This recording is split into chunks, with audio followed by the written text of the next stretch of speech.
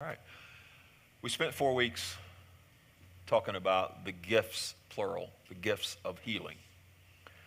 And we're going to wrap that up right now and move on to our lesson on the working of miracles. But I thought since we covered so much material that I'd see if there were any questions before we did so. So we'd wrap it up with a question and answer session if there are any. And of course, if they're not, we'll move right on to the working of miracles. But I'll give you a minute to reflect and see if there are any.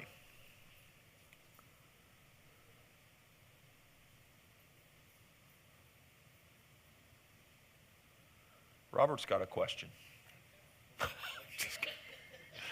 You stood up. I thought, you wanted to make sure your voice was heard. No questions?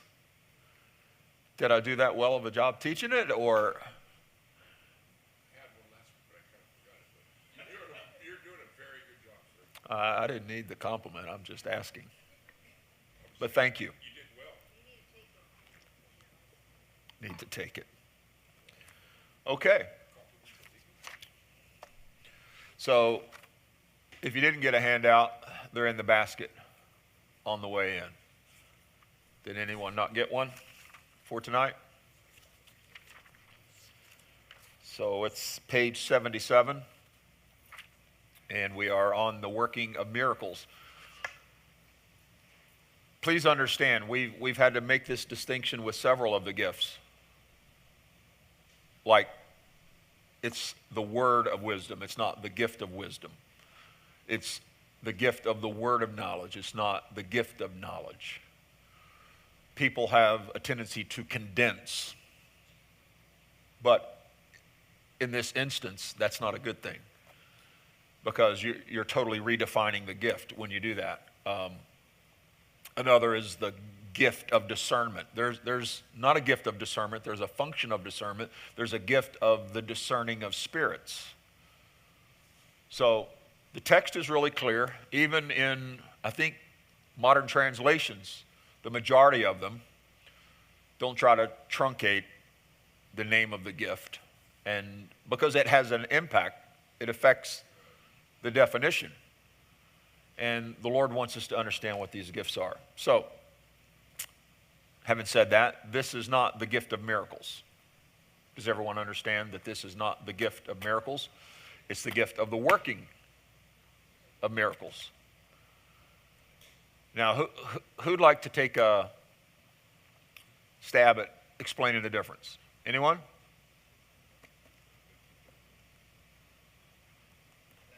Miracles are miracles, but this is showing you how to work them. Well, Mr. Barberino, that's a good explanation.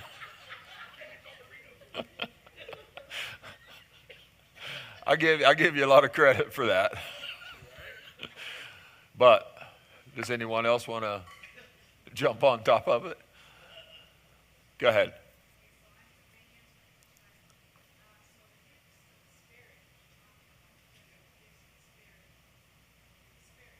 Right?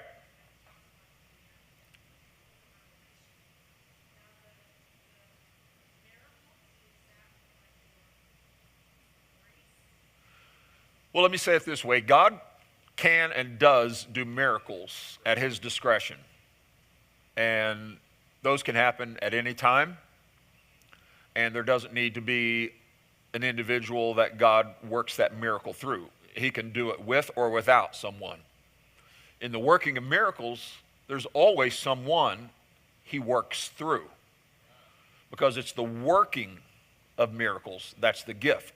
It's the performing of a miracle that's the gift. So God's using someone, and he doesn't have to use anyone to do a miracle, but there must be someone involved that he's flowing through, working through for the working of miracles. So it defines, it narrows the operation of that miracle into a specific area.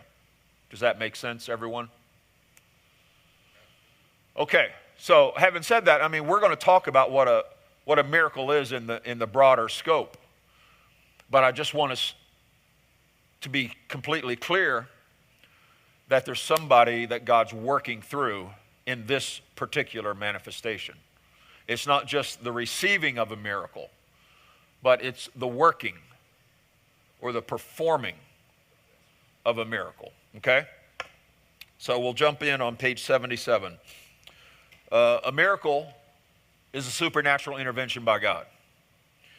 And it goes against or overrides the laws of nature, what's ordinary, what's seemingly possible.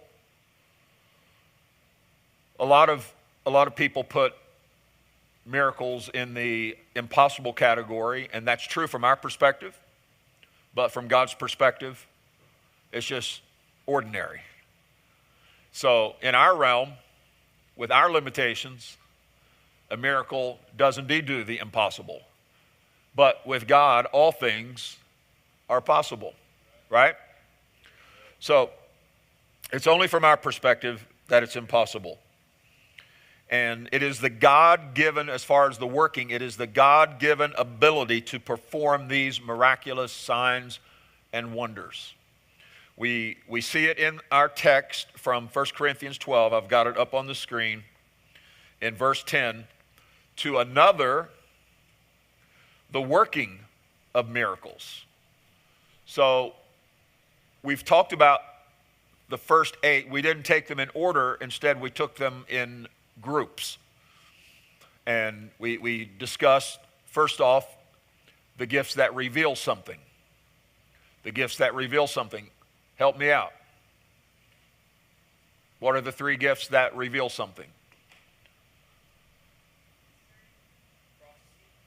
Nope. I heard somebody over here, though. Discerning of spirits, that's one gift that reveals something. Word of wisdom. Word of knowledge. Those are the 3 gifts that reveal something. We discussed them first. The second group we went through were the gifts that say something, or the vocal gifts. What are those? You said one a minute ago. You want to say it again? Prophecy is a spoken utterance. It's a verbal gift. It's a gift that says something. Say one more, and then leave the third one to somebody else. You didn't forget. You're not going to fool me. Say it. One. You said 2 just a second ago. Say one of them. He said prophecy. Say something. Vocal gifts. You really did forget what you said. I've been up since 1 o'clock. Hold on. Let's see if anybody else can jump in. Stephen. Gift of tongues. And then, okay, now it's all coming back to you. You didn't get any sleep last night? Oh, I got up at 1 this morning, went to Phoenix, and just got back. Right? Okay. We'll cut you a little bit of slack. I can remember once, that's it. So those are the gifts that say something, the vocal gifts. And then lastly, we've been talking about the power gifts. There are 3 of them. What were the first 2? That's one, although it's plural. Gifts. The gifts of healing. What's the second one we've already discussed? The gift of faith. So not just ordinary faith, but supernatural faith. And then tonight we're speaking about the last of the 3 power gifts, and which will also be the last of the 9 manifestation gifts. And that is the working of miracles. As you might imagine, there's a lot of miracles recorded in the Bible. Some people who don't believe the Bible on the basis of this record of miracles. They believe that these things couldn't possibly have happened, such as Jonah and the whale. And there are other ones that, like the walls of Jericho coming down. Would those, just as an example, would those 2 that I just mentioned, would they fall into the category of a miracle or the working of miracles? Just miracles. Not just, but you understand what I'm saying. That's just a miracle. There was not a person involved in the working or the performing of the miracle with Jonah and the whale or the great fish or the walls of Jericho. Although you could make a stronger argument for the walls of Jericho because God did use people to do the shouting and follow the instructions. So I'm going to take that one back, which is good. It's good that we're discussing these things, right? Because you can look at the different miracles and then think one thing when you first mention it, but then realize there's more involved. Oh, okay, God did use people. He used specifically Joshua to be the leader, and then all of the people to follow the instructions. And because of their obedience, God worked through them to perform that miracle. Okay? So you can find examples of miracles without human involvement and miracles God works through a human. And that's our distinction tonight when it comes to this specific gift. It's God using someone to work or perform that miracle. But just as far as miracles in all categories, most scholars agree that there are 164 of them recorded in the scriptures. 164. That would be 83 in the Old Testament and 81 in the New Testament. As you might imagine, most of the miracles in the New Testament were performed by Jesus in his earthly ministry. Almost half, or 37 of those 81 recorded miracles. Still, there are many, more than half, slightly more than half of the miracles in the New Testament that were not done by Jesus in his earthly ministry. So what did Jesus himself say in John 14:12? The works that I do shall you do also, and greater works than these shall you do, because I go unto my Father. And some, like all of these other gifts, some would contend or argue that these gifts in total have ceased operation and did so all the way back when the last apostle died. They are what we theologically refer to as cessationists. They believe these gifts of the Spirit, these manifestations, have ceased. Now, they will tell you that God still does miracles when he wants to. And if he chooses to, he can do a miracle whenever he wants because he's God. But the problem with that theology is God's not often in the mood to do miracles, okay? So they don't really have any expectation. They don't really have any faith that God's going to do a miracle. They just simply believe he can if he wants to. And that's kind of like in the hometown of Jesus when he preached his first sermon. It says in Mark 6 that he couldn't do any mighty work there. He couldn't perform any miracles. Why? Because of their unbelief.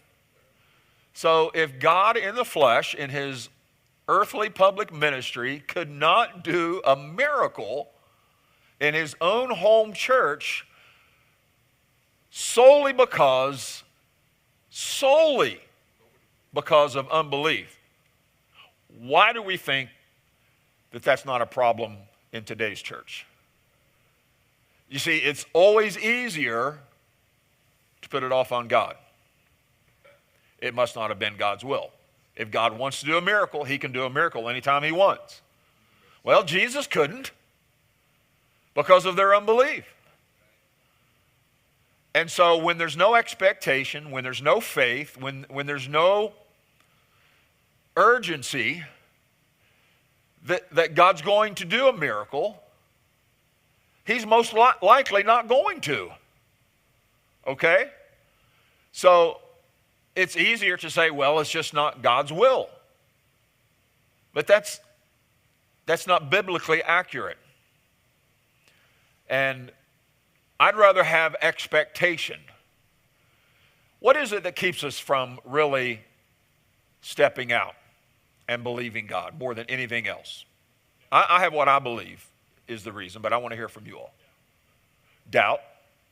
Okay, that's good, but I have what I think are some definitions of doubt and how it works.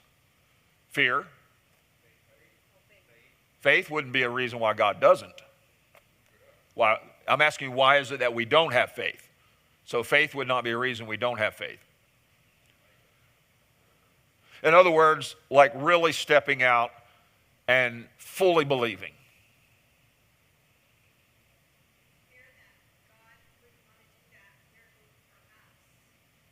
Okay? That's kind of like along the lines of what I think.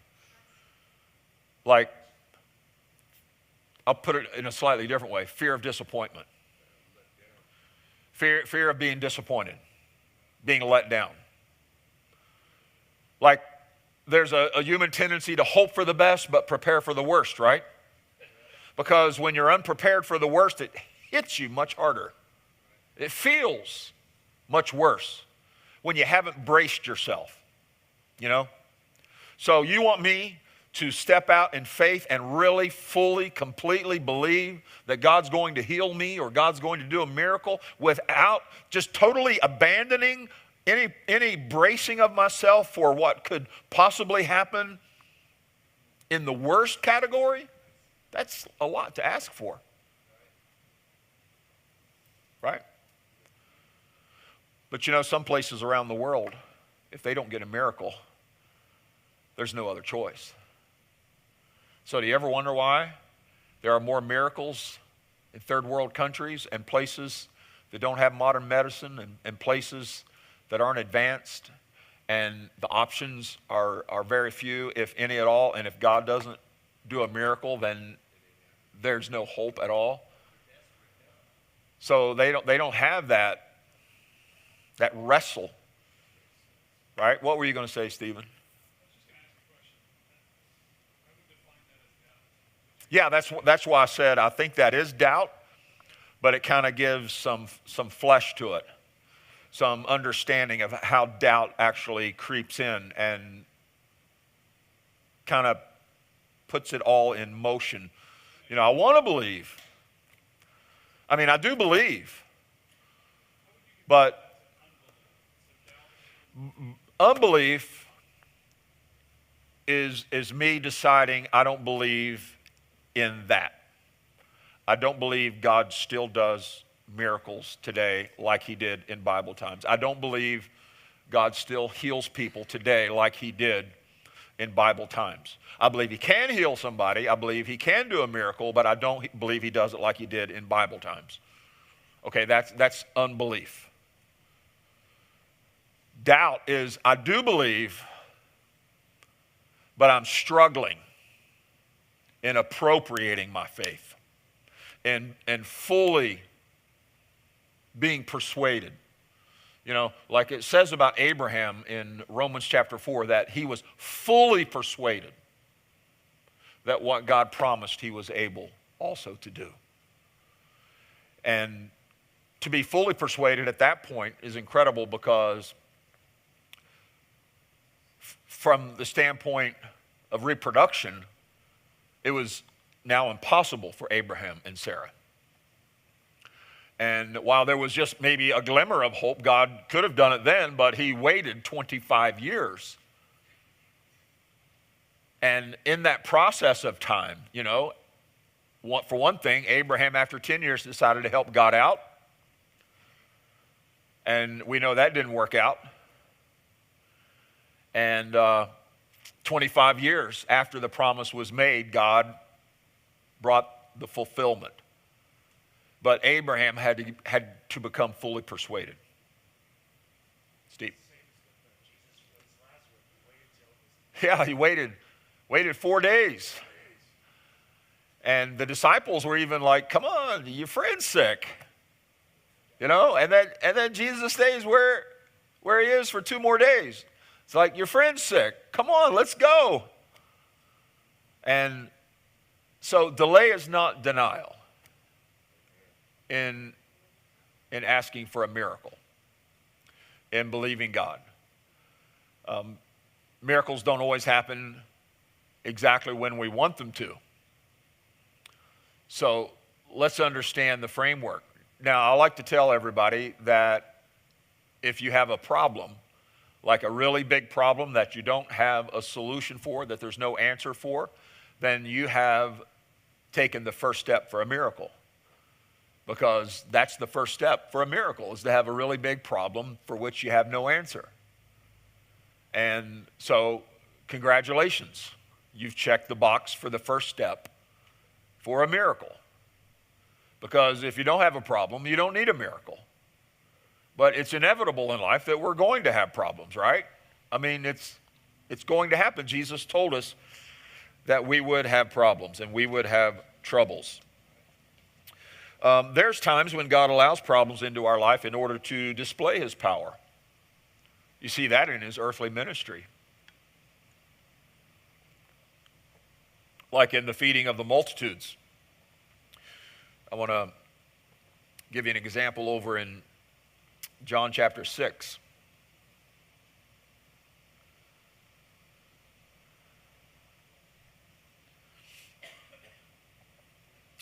In verse 5 it says, Jesus lifted up his eyes and seeing a great multitude coming toward him, he said to Philip, one of his disciples, where shall we buy bread that these may eat? Okay, he identified the problem. There was a huge crowd.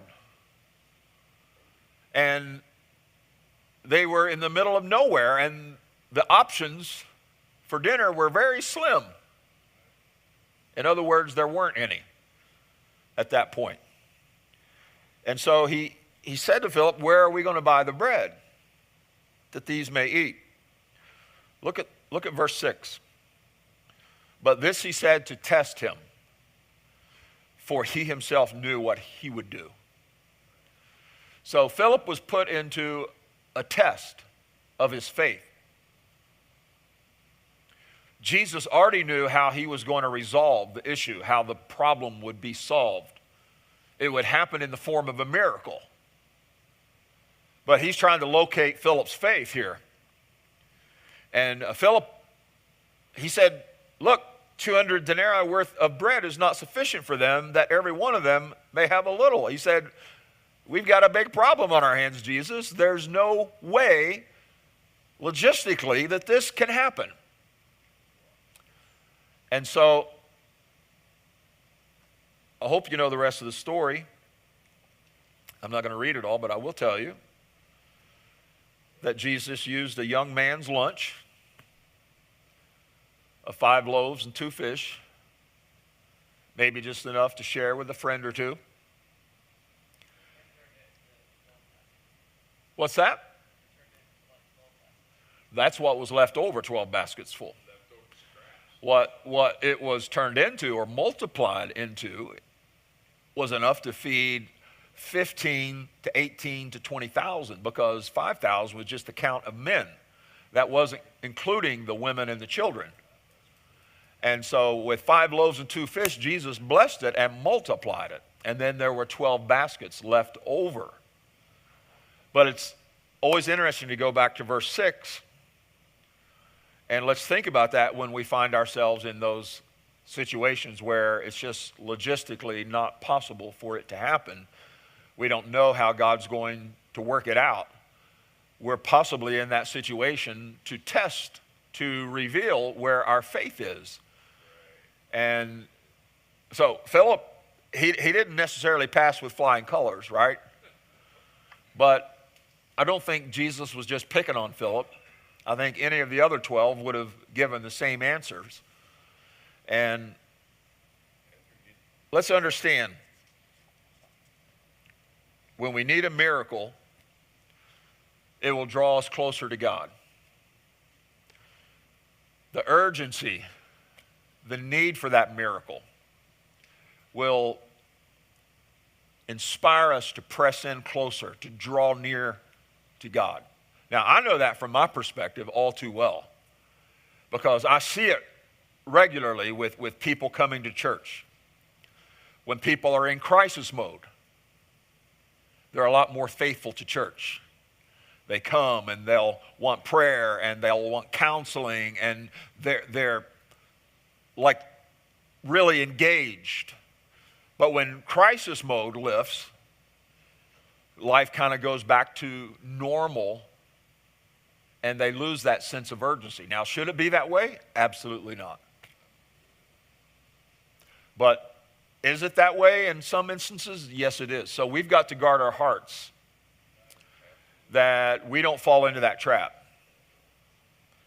We should be living close to Jesus in all seasons of life, not just in crisis times. Now, on page 78, I want to stay in the Gospel of John and look over in chapter 2. In chapter 2, we have the very first miracle of Jesus. They were at the wedding feast in Cana of Galilee, and the mother of Jesus was also present.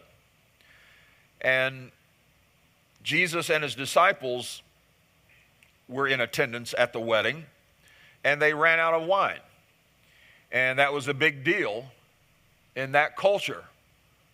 That was a culture of shame, honor. And for a wedding party to run out of wine so soon in the feast would have been a terrible dishonor and shame for that family. And of course, the mother of Jesus, knowing this, pressed in on Jesus to do a miracle. Even though he'd never done one, she knew his identity, that he was God in the flesh.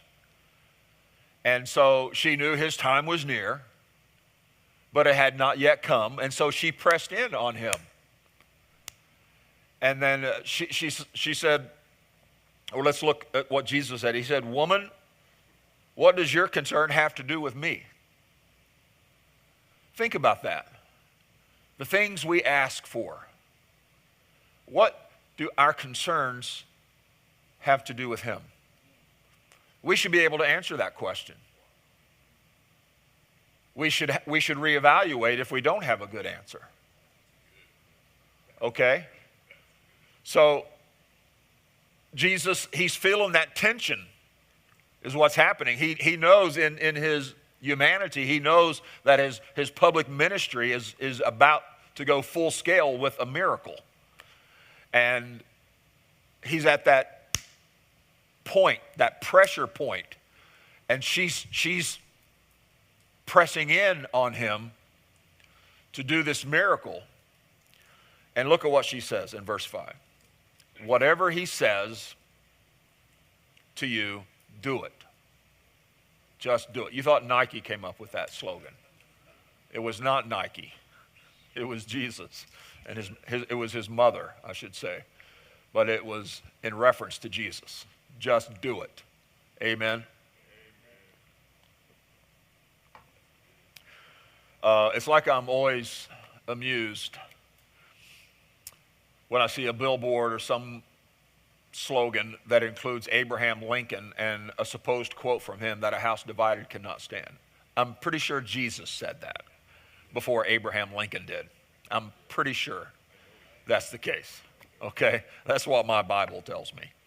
But whatever he says to you, do it. And what he told them was to take that set of 6 water pots and fill them with water. Now, to carry out that instruction took some faith, right?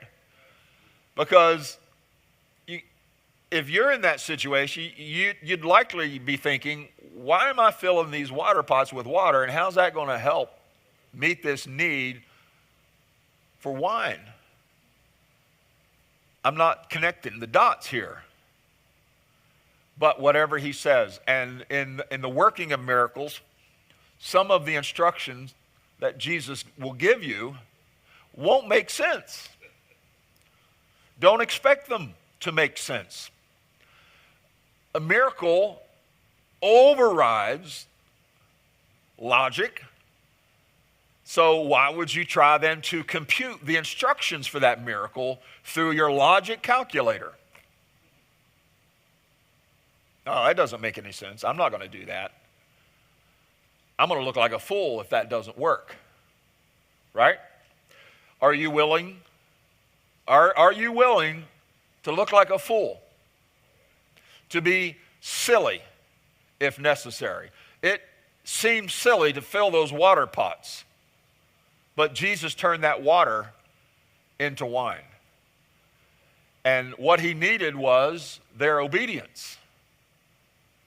And so in his instructions, in the working of miracles, we have to be willing to take that risk if you want to look at it as a risk. In the natural, it's a risk. From the human perspective, it's a risk. If God doesn't come through, it's going to make me look like a fool, is what it comes down to. But I'm going to step out in faith. I'm going to abandon my fear of disappointment, my what if hypothetical. I'm going to just launch out and trust God that what the Holy Spirit's impressing upon my heart is going to be confirmed by God himself in the way of a miracle. So you might imagine this is what keeps a lot of people from being used in the working of miracles. Okay, God, let's go over that one more time. Can you show me the formula? Will you let me know each step along the way? You see, we get into these little debates with God when he puts something on our heart. And the lack of obedience is what keeps us from seeing many miracles from happening. In the same way that in his hometown he could do no miracle because of their unbelief. Now we can dress unbelief up and we can make it look very religious if necessary. Right? You got to use wisdom. Right? That's always a cover for disobedience. You got to use wisdom. Anybody ever use that one? You know, I really felt like, but I needed to use wisdom. And wisdom, this human in form and origin, will limit what God's able to do in your life because God chooses the foolish things over the wisdom of this world. And so he's not going to use the wisdom of this world as the conduit through which to do a miracle. He's going to use the foolishness of our obedience. Now, of course, it's not really foolishness. It's only looked upon and perceived as foolish by the eyes of those who don't believe. But that's the world around us. This is, in case you're unaware, a post-Christian society. Right? We're familiar with the phrase being thrown around about being a Christian country. For one thing, there's no such thing as a Christian country. Jesus never said a country or a nation must be born again. A country or a nation's not going to heaven. God was on the throne before America ever existed.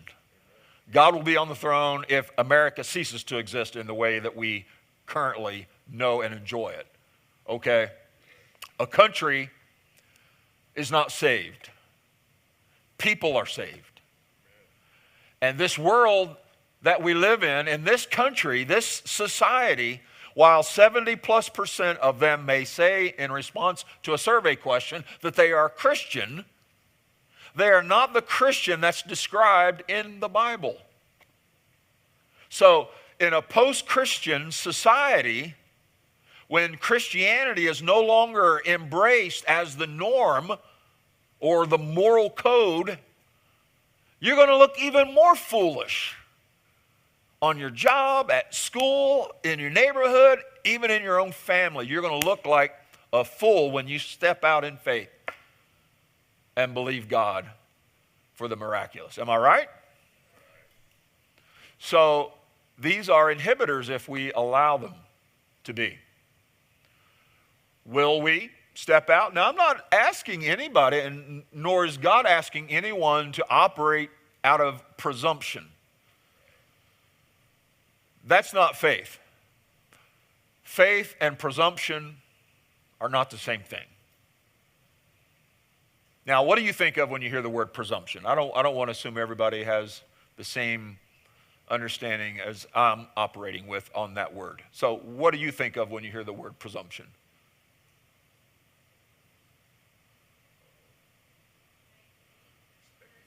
to jump to a conclusion, to think something that you're not sure of.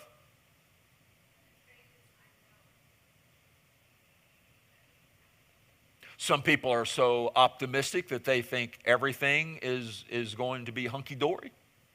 That could be a level of presumption, right? Because everything won't be hunky-dory. I mean, there's some things that will fail. God's not in it. And the house that's not being built by God isn't going to stand. Except the Lord build the house, they labor in vain, the Bible says. Maybe I was stupid because I didn't know how to ask to be healed until you told me. Look into my eyes. I can't read your mind. Tell me what you need. Well, Jesus many times asked people who had an obvious need, a clearly obvious need, if they wanted to be well. Or what did they want?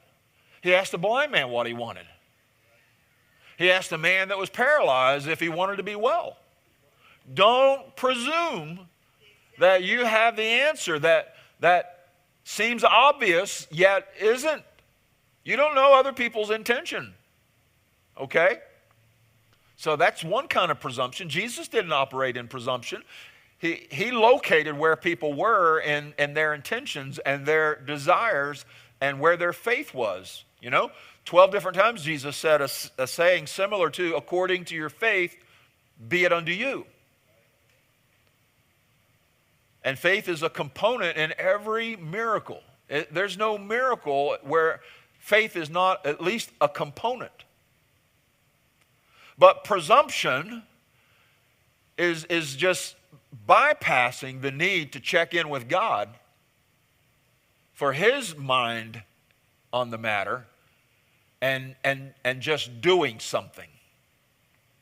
I had a good friend in my church. I went to Bible school with him, and then he later became part of my church in Indiana.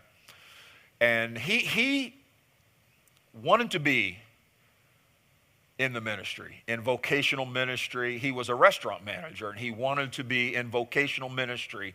He wanted to be a pastor or an evangelist. I never could fully endorse that over his life because I couldn't see the evidence of it. Just to be clear, I couldn't see that evidence of that kind of call. But it was not my job to say this is not God's call for your life, because I don't have that say over anyone. That's between them and God, but I also couldn't endorse it. But at one point, he decided he was quitting his job and going into the ministry. And he did just that. He quit his job.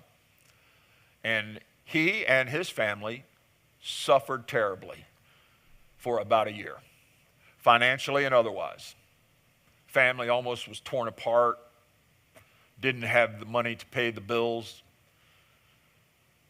almost evicted from their home. It was terrible. What did he do in that situation? He presumed. He got ahead of God, or he just fully missed God.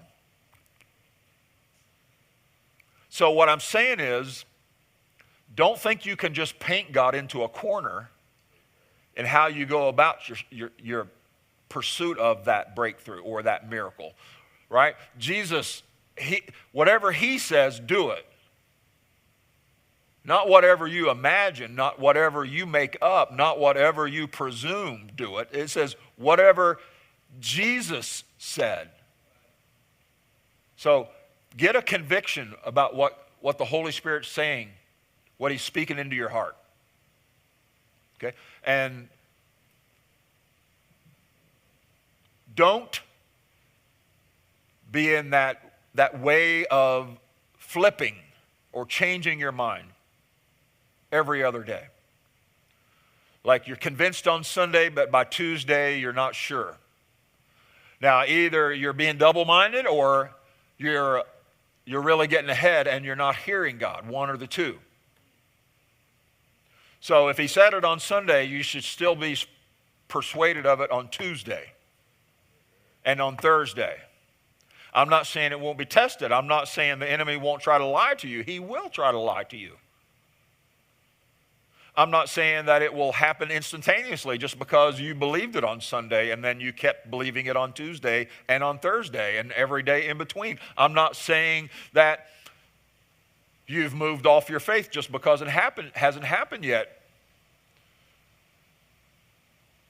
But if God has placed it upon your heart to do a particular thing, to step out in a certain way, to get out of the boat, so to speak, like Peter did when he walked on water. Listen, Jesus said to a man who walked on water, "O you of little faith." Jesus said to a man who just walked on water that he only had a little faith. Where does that leave us? Right? I mean, if a man who walked on water has a little faith, where's ours? How much do we have? Could we have walked on water? He had enough faith to get out of the boat. The other 11 didn't. And he had enough faith to walk on that water as long as he kept his eyes on Jesus. So, presumption and faith are not the same thing.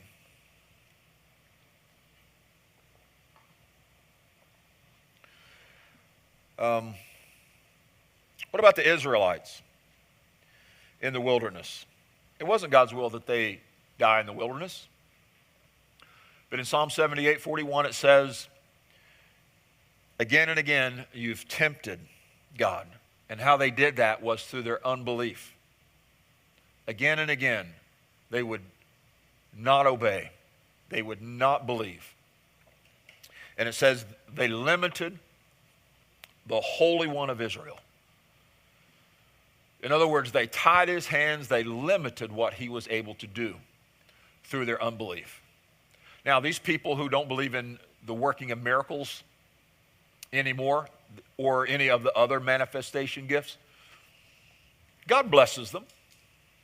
They're saved. I'm not bringing into question their salvation, their relationship with God. God blesses them, but they have limited what God is able to do in their lives through their unbelief. And in their instance, their case, it's not doubt, it's unbelief. They've been taught and they've chosen to believe, or I should say not believe. They've chosen not to believe that miracles and the other gifts of the Spirit are in operation in this time just as they were in the times of the Bible or the New Testament early church. So, let's take a look at the miracles of Jesus. And those, I've got them listed starting on page 79. We already read about the first one. We're not going to look all these up. But what would be a good study for you is if you did on your own. And you'll notice that most of them are in multiple places. There's 4 Gospels. And many of them, I think 12 to be exact, are found in 3 different Gospels, primarily Matthew, Mark, and Luke. They're called the Synoptic Gospels. They're similar in their record. John includes less miracles than the other 3 Gospels, simply because the Gospel of John is focused more on the sayings and the teachings of Jesus than the works or the miracles of Jesus, because that had already been provided, that had already been given to us in Matthew, Mark, and Luke. But there are some unique records of miracles in John's Gospel that aren't in the other 3. So John is a really unique gospel compared to Matthew, Mark, and Luke. We read about the first one. That's the first public miracle of Jesus in his ministry, when he turned the water into wine. And then when he healed the official's son, that's in John chapter 4. And then the third one, Jesus drives an evil spirit from a man, in Mark and Luke. In 3 Gospels, we find the record of Jesus healing Peter's mother-in-law of a fever. And following that miracle, the whole city came to the door of their home. And so if we want the whole city to show up at the door, let's start having those kinds of miracles. Amen. The fifth one is also in 3. Jesus heals the sick and the oppressed, and that's just in a large number. The miraculous catch, the first miraculous catch of fish, is in Luke 5. Jesus cleansing the man with leprosy is in 3 of the Gospels. Jesus healing the centurion's servant is in Matthew and Luke. Jesus healing the paralytic is in all 3 of the synoptic Gospels. Number 10, Jesus healing a man's withered hand on the Sabbath is in all 3 synoptic Gospels. 11, Jesus raises a widow's son from the dead is found in Luke's Gospel only, chapter 7. Jesus calming the storm, which, by the way, interrupted a perfectly good nap, is found in Matthew, Mark, and Luke. An interesting record is when Jesus cast the demons from Legion into the herd of pigs, and that's found in Matthew, Mark, and Luke. The next page, number 14, Jesus heals the woman with the issue of blood. So this woman was perpetually on her period and had been on it for 12 years and was ceremonially unclean. And she was not permitted to touch Jesus like she did. And she did something that overrode everything she'd ever been taught. And if that miracle had not happened, there would have been horrible backlash. So imagine how she had to work through that in order to take that step of faith. Jesus raises Jairus' daughter from the dead, Matthew, Mark, and Luke. In Matthew's gospel, Jesus heals the 2 blind men. And then in the same chapter, Jesus heals the man who is mute and demon-possessed. In John's gospel alone is the man at the pool of Bethesda who was paralyzed. And this is the one when Jesus asked him if he wanted to be well. Do you want to be well? Or in the King James, do you want to be whole? Like, duh. Well, I mean, he didn't even answer Jesus. He just told Jesus the reason why he wasn't. You ever get into that when God asks you something and you don't even answer the question he's asking? Jesus said, do you want to be well? He just needed to say, yes, Lord. Instead, he proceeded to tell Jesus all the reasons why he wasn't. Jesus wasn't asking him why he wasn't. He was asking him if he still wanted to be made well. We read about Jesus feeding the 5,000 plus the families. That's in, by the way, that's the only miracle that's in all 4 Gospels, is the feeding of the 5,000. Only miracle that's recorded in all 4 Gospels. Jesus walked on water, number 20. Every Gospel except Luke. Jesus heals the multitudes at Gennesaret who, like the woman with the issue of blood, touched the hem of his garment. And that's found in Matthew and Mark. Jesus heals the Syrophoenician woman's daughter who was demon-possessed. She was a Gentile, and Jesus said, only the children eat from the bread, speaking of the people of Israel and who are in covenant with God. And so she said, yes, Lord, but what did she say? Even the dogs, which Gentiles were referred to as dogs in that time. I know that sounds terrible. But she didn't run from it. She just said, Lord, even dogs eat from the crumbs that fall from the table. And so Jesus honored that kind of faith. I like to think of that like a bulldog kind of faith. You know, when a bulldog grabs hold of your pants leg. You ever had a bulldog latch on to you? I have. My own. It was not pleasant. He bit me right on the back of my leg, on my calf, and he just hung there. Punctured, my jeans and everything, and just was hanging there.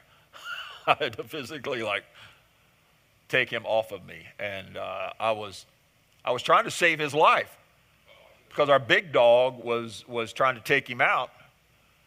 and actually bit off his ear at that time. And so I'm like kicking the big dog off, and he gets confused and turns and jumps on me.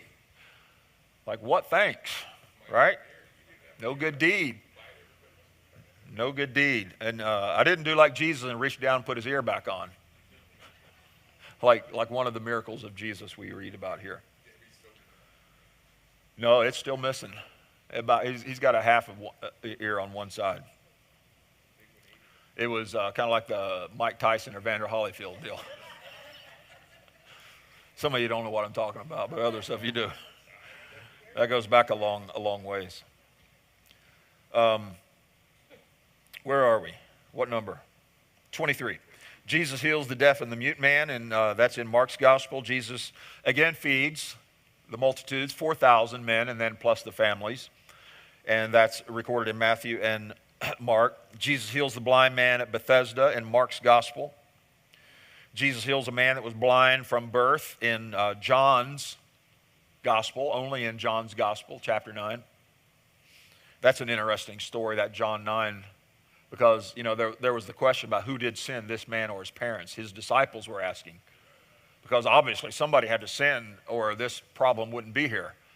And of course, you know, sin affects everyone, but Jesus set the record straight. There was no direct correlation that sin was not the cause. He said that this has happened in order for the glory of God to be revealed. And so some things happen, like I said, some things go wrong just so God can show his glory. So God can do a miracle. So God can show his power. And other people have their lives affected by that. 27, Jesus cast out a demon from a boy. The disciples couldn't. We read about that one last week. We read out of Mark chapter 9 on it. You know, how come Jesus, your disciples couldn't cast out and heal my boy, cast out the demons and heal my boy? And Jesus said this kind comes not out except by prayer and fasting. 28, the temple tax is paid from a coin in the fish's mouth. That's only in Matthew's gospel. And it's always interesting to note that even Jesus needed a miracle to pay his taxes. True story. True story. One of the few miracles Jesus himself was the recipient from. You know, of course, he ate as well with the 5,000, the 4,000. He had lunch too. So he participated or was a recipient. Number 29 on page top of 81. Jesus heals and delivers a man that was blind and mute. That's a common problem. And now what's interesting about the mute spirit is that was looked upon as a messianic sign. That when because there were Jewish exorcists during that time who would cast out demons. That didn't just start happening with the Gospels and Jesus and the 12.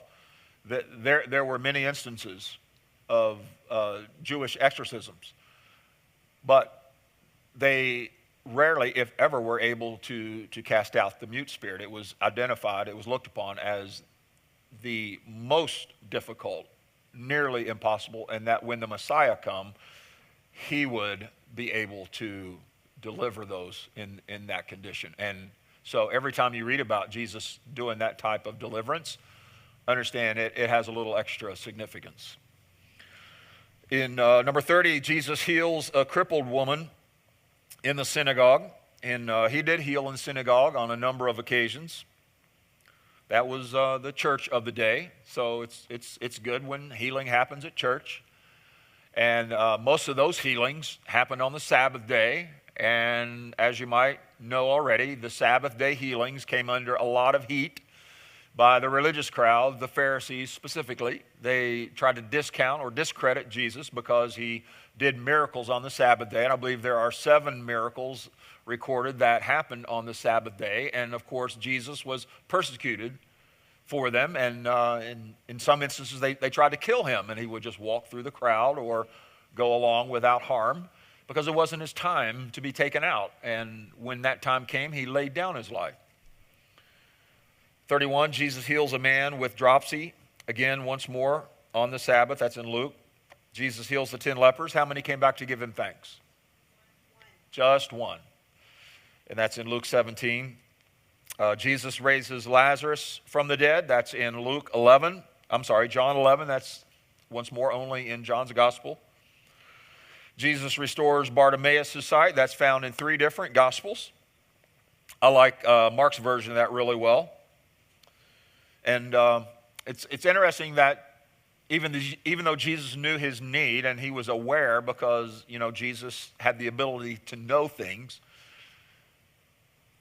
they passed by him, Jesus and his entourage, the 12, and then those who were, there among them. There were always many other disciples following Jesus, more than just the 12. And then on top of that, there were crowds wherever he would go because of the miracles. And they went past Bartimaeus, which just simply is, Bar means son of. He was the son of Timaeus. He was a beggar, and he was just looked upon without his own name, but just the son of someone else, the son of Timaeus. And he cried out, "Jesus, son of David, have mercy on me." And the disciples, the 12, told him to shut up, that they had places to go and people to see, that there were more important things than whatever his needs were. And he cried out even louder when they told him to shut up. See, if you want a miracle, you got to be willing to not take no for an answer, because you can see that in many of these examples, like the Syrophoenician woman, like the woman with the issue of blood, like Bartimaeus, refusing to take no. Some people will just say, "Okay, I shouldn't have believed. I should have known that God wouldn't do one for me." Because a lot of people will do that. They'll think that way. At the first sign of resistance, at the first appearance that it's not going to happen, "Okay, well, I didn't really have any hope for it anyway. I was just thinking maybe." You got to have some determined faith, some importune faith, like the neighbor that wouldn't stop knocking on the door, or like the woman that wouldn't stop pleading her case to the judge in the parables of Jesus. And you got to dig somewhere deep to get that out of you. You got to dig down deep and make a determination to believe God, because you're gonna have opposition and resistance, and it's going to have the appearance it's not going to work, and the majority will just take the notice and give up. But few will continue to press in. If you really want a miracle, be one of those who won't take no for an answer.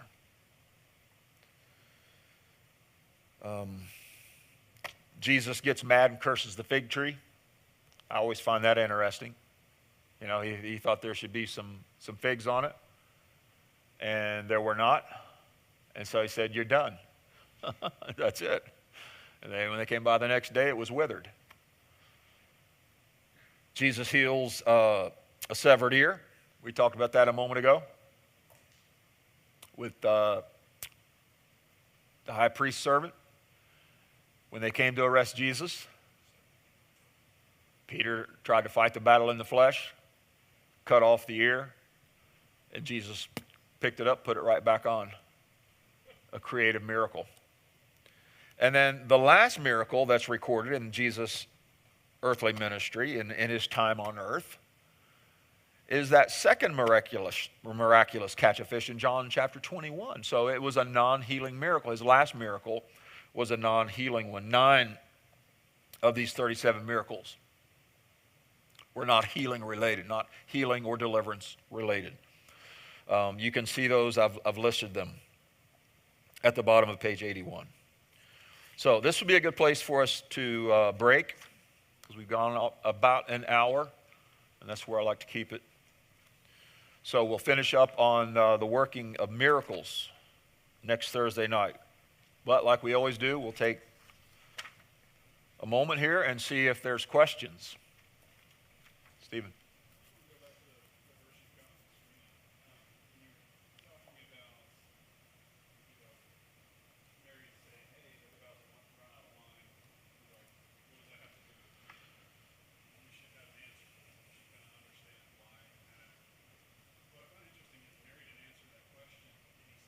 I know. Yeah, she just said, like a mother, right? Just like a mother. I mean, anyone else probably couldn't have gotten by with that. But she just jumped right on it. You know, she didn't even answer it. She just says, whatever he says, do it. She sensed that moment, the emergence. She was right there on the same page with Jesus about when his public ministry was to begin. And it was kind of like mama bird pushing baby bird out of the nest. That's really what's going on here. You know.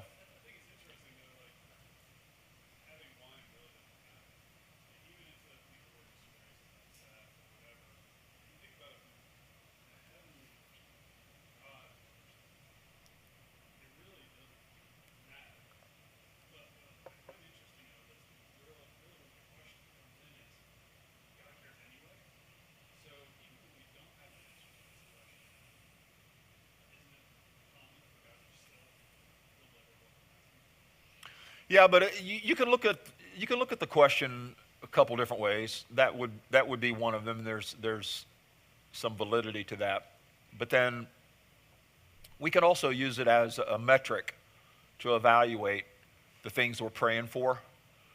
And you know, what does me needing a healing miracle have to do with his concerns and his will for my life? Then I can answer that. Lord, I want you to be glorified in my life. I want others to see your goodness through this healing miracle. You know, so that's where I was going with that. Let's evaluate why we're asking. Because sure, I don't like being in pain. And that's a big part of me wanting a miracle. But I'm also wanting God to be glorified in my life.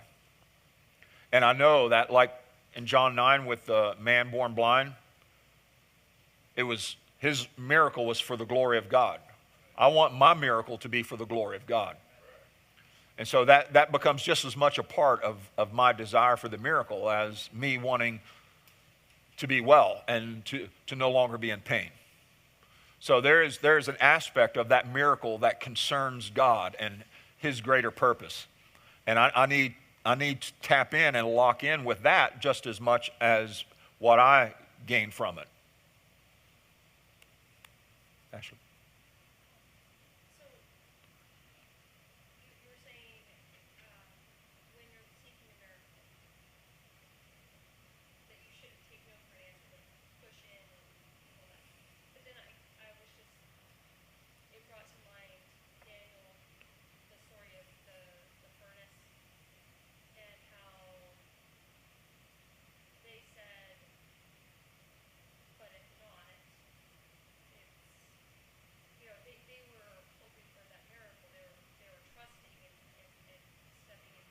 But you got to go back to what they said after, but if not.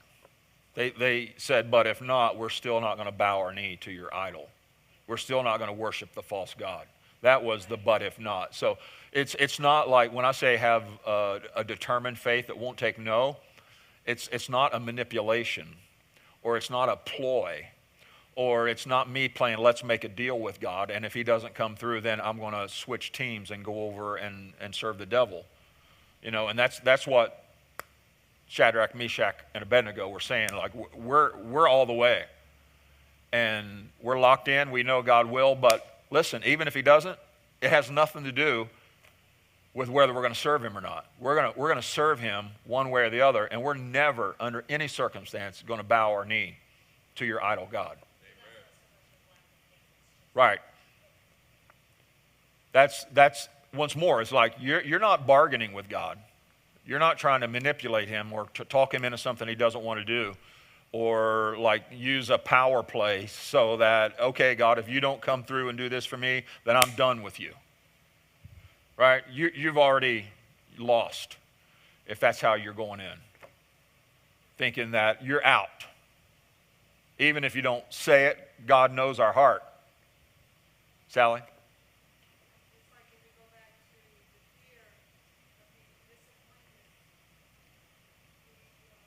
That's a real thing too. Because everybody in here has been disappointed at some time or another with an unanswered prayer or something that didn't work out the way we thought it was going to. So how do we process that and still come through in faith? And am I willing to push, like to use this as an illustration, to push my chips to the center of the table and say, I'm all in? Am I still willing to do that? Or am I wanting to like hold some back just in case? I mean, these are the things that we have to deal with when we need a miracle, right? And as it progresses and becomes one of those situations where if we don't get a miracle, then the option is death, or whatever the worst case scenario is. If it's not physical, if it's one or the other, then it becomes, if I can say easier, it becomes easier for me to abandon all of my fear of disappointment and just say, God, here it is. And sometimes there are some times in our life when that's where we get. Right? I mean, life's not like that in most cases all the time, but there are some times in our life when it becomes just that. And has God ever let us down in those times? No.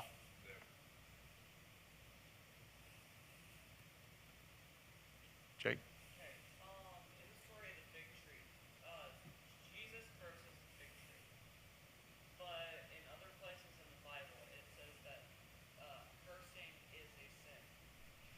Well, let's understand, curse is the opposite of bless. It's not like certain words. It's not like profanity. You're thinking, I think, about profanity. No, I'm saying cursing as in the opposite of blessing. Okay. Jesus curses the fig tree. The Bible actually doesn't say that we're never to curse in that context. So, no, if it did, then Jesus would have sinned.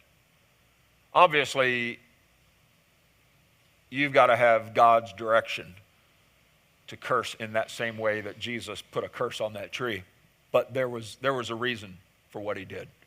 Okay? And so, cursing is a choice. We have to choose. Deuteronomy 30 says, I set before you life and death, blessing and cursing. Choose. Right? So we have a choice in this life between blessing and cursing. And so cursing is a very real part. God told Abraham, blessed are those who bless you, and cursed are those who curse you. So I like to look at it this way. I'm rubber, and the devil's glue.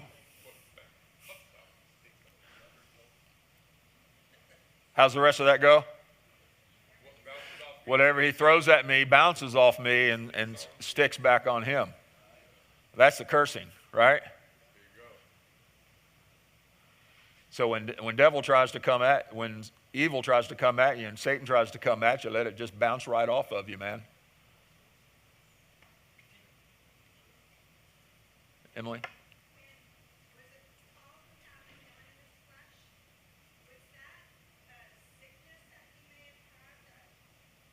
You know, that's what 99% of people jump to the conclusion of, but it never actually comes out and says explicitly that it was some form of physical illness. The only thing it's identified as is the messenger of Satan. I have a thorn in the flesh, the messenger of Satan sent to buffet me. So what we do know is, number one, we know a couple things. Number one, we know that the thorn in the flesh was the messenger of Satan. We don't know explicitly whether it was sickness. And number two, we know Paul prayed 3 times. And God told him, if not each time, at least the third time he prayed that my grace is sufficient for you. We also make some assumptions about that. We make the assumption from that it never left him, that he always had it. That isn't what it says. God simply said, my grace is sufficient, okay? So it could have been for a season, for a time in his life. We don't know whether it was sickness. It could have been some other. It could have been persecution. It could have been a person. It could have been any number of things, including it could have been sickness. But what we know is, in addition to that, that God's grace was bigger than that problem. And whether that meant Paul had to cope with it in some way for the rest of his life, or whether that meant that it was only for a season, that God didn't remove it, but then later at another time he did remove it, because sometimes it's like that in our lives, right? We have a struggle and it doesn't leave us when we want it to, but ultimately it does work out and we move on. There's no reason to think that that didn't happen. But we make really big conclusions based on such little evidence. And it's just because it gets said so many times that we just start accepting it, that that's what it was. But there's some things we know, but then there's other stuff we don't know. And what we don't know is whether it was sickness, for sure. And what we further don't know is whether Paul had to live with that, or if it was just for that season.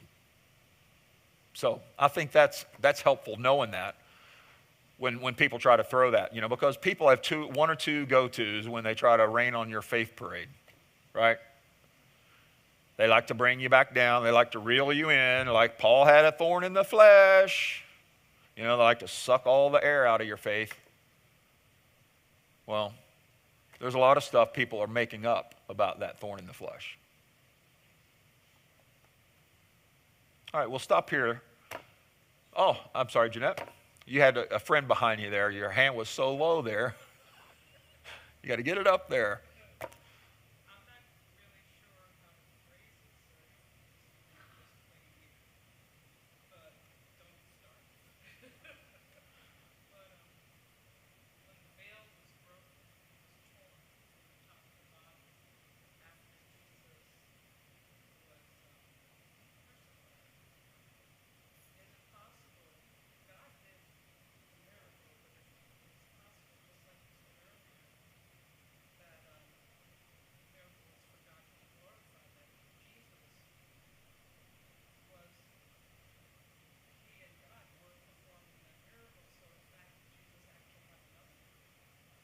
Yeah, you could look at that as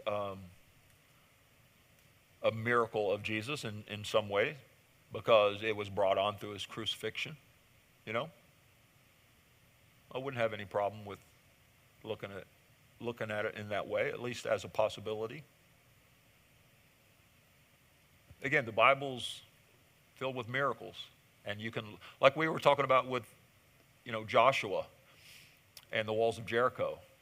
Sometimes when you first think of one, you consider it to be a certain type of miracle, but then after you explore it, you realize there's other factors. So that's what I would encourage you to do with all of them, like you did with this one, with the veil. Is think about them. And maybe there's be a good detective. Maybe there's some evidence there that hasn't been talked about much. And you can kind of explore that. I like to look at the word that way. Any more?